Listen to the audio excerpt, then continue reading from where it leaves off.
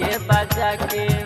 रोब हम डीजे बजा के DJ Sumit Satish Raima SK recording studio Delhi Chhatarpur.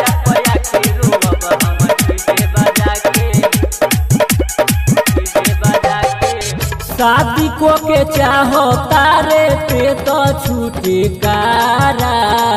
खुशी होई तोहरा दर्द होई बाड़ा रे शादी को के चाहो तारे पे तो छुटकारा खुशी होई तोहरा दर्द होई बाड़ा चल रहब दारू खूब चढ़ा के जहिया तोरो होई मटकोरो तोरा दुआरा पया के रोब हम डीजे बजा के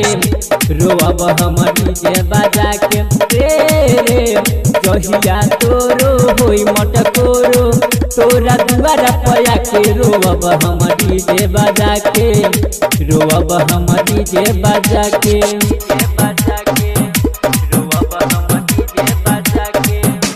DJ Sumit Satish Raima SK recording studio Delhi Chhatarpur.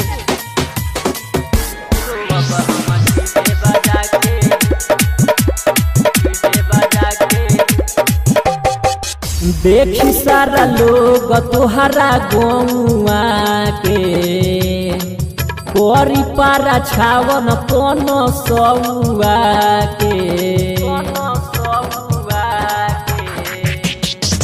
देखी सारा लोग तोहरा गौआ के कोरी पारा छावन कोनो सौआ के ऑपरेटर के अपन दोस्त बनाई के जहिया तोरो होई मटकोरो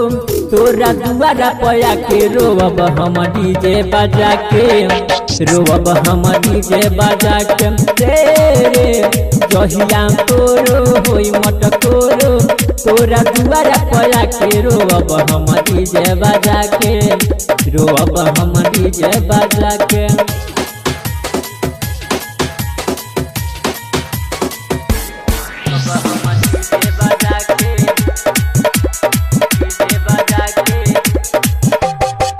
सामरत सिपाही पागलाई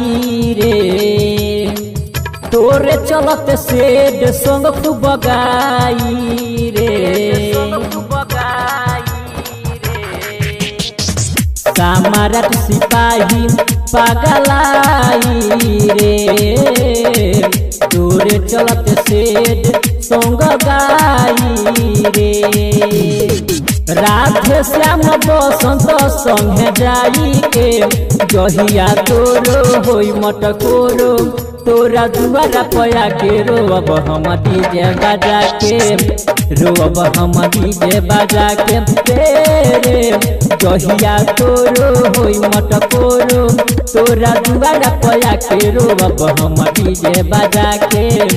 रोब हम डीजे बजा के। SK recording studio Delhi Chhatarpur. Mobile number 9910 2777 39।